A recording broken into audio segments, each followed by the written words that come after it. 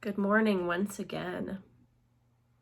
We are now in the depths of Holy Week and find ourselves waking up on what is known as Holy Saturday. It's an interesting in-between time. Easter for us comes when night falls this evening.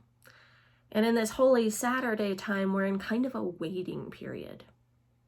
I think about Jesus and his followers who in the day after Jesus had died would have been walking in a cloud of grief and fear. I imagine that despite the fact Jesus had warned them time and time again that his life on earth would end the way that it did in Jerusalem, that they were still shocked, and it felt like it came out of nowhere.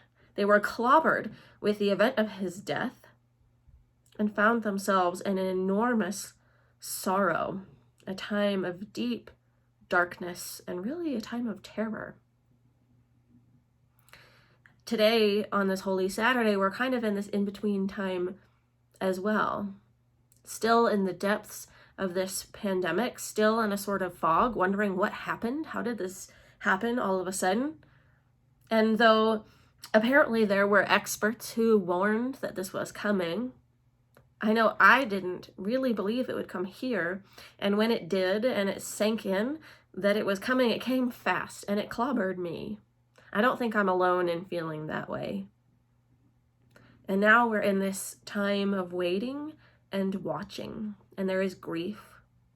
I know many people around the country who have been sickened. I know people who have loved ones who are dying, and it's not ending quite yet. We're in a place that's sort of foggy and sad and dark, and we wait. And tonight, when the sun goes down, we will finally say the Easter acclamation. We will join again digitally for Easter Vigil this evening, and we'll hear once again our wonderful Bishop Kim preach. And if we were all together, we too would be celebrating Easter through the vigil. It is, to me, the most sacred church service of the entire year. I love that we observe Easter Vigil when it is dark.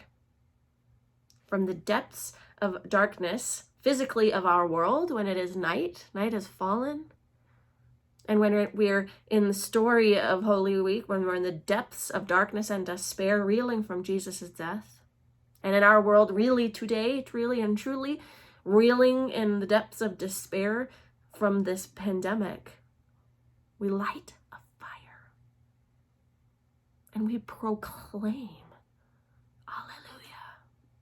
We will say that word. I say that quietly now because it's not quite time yet. But we will say it and say it loud. And if we were together in the church this evening, we would be singing it with that great big fire. And we would light our giant Paschal candle. And then we would light all the candles of all the people in the church. Because the light always shines from within the darkness.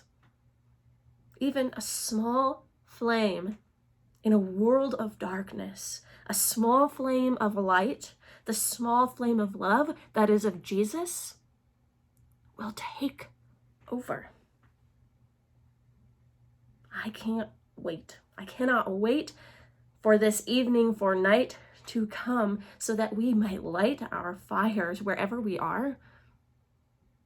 We will light a fire at our house, and we will shout and we will proclaim the resurrection of the Lord, and everyone in our family will get a candle in the darkness.